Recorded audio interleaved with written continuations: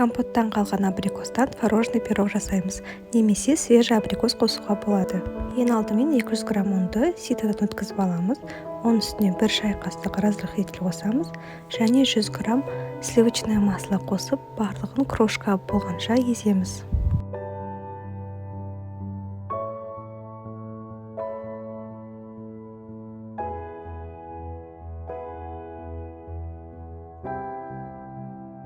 Міне осындай крошка пайда болады. Одан кейін оның үстіне 100 грамм қант қосамыз, шым-шым тұз қосып, тағы да жақсылап араластырамыз. Одан кейін үстіне 1 жұмыртқаны салып, тестамызды илейміз. Достар, менің видеоларым ұнаса, лайк басып, комментарий жазуды ұмытпаңыздар. Каналыма тіркеліп, қоңырауша белгісін басып қойыңыздар.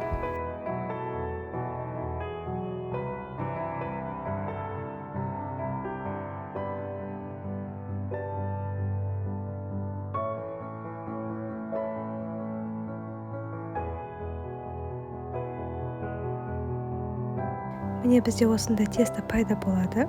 Одан кейін формамызға майды жағып, одан кейін тестамызды салып, видеода көрсетілгендей жайып шығамыз.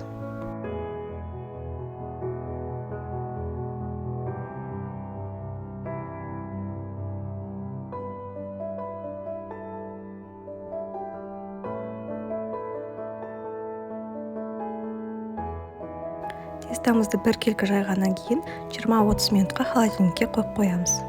Оған дейін начинкамызды дайындаймыз. Менде 500 грамм үйдің творогы, одан кейін 2 жұмыртқа, 200 грамм қаймақ, 100 грамм қант, 2 ас қасық крахмал, 1 шай қасық ванильный сахар қосып, барлығын миксермен жақсылап араластырып шығамыз. Салқындаған тестамызды холодильниктен алып, начинкамыздың барлығын құйып шығамыз, тегістейміз.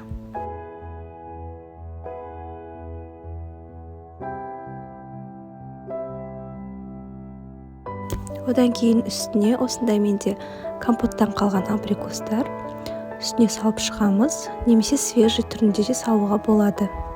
Қызып тұрған пеште 180 градуста шамамен 40-45 минутқа пісіріп аламыз. Міне біздің пирогымыз осылай әдемі болып пісті. Толық суытамыз, одан кейін холодильникке 2-3 сағатқа қойып қоямыз.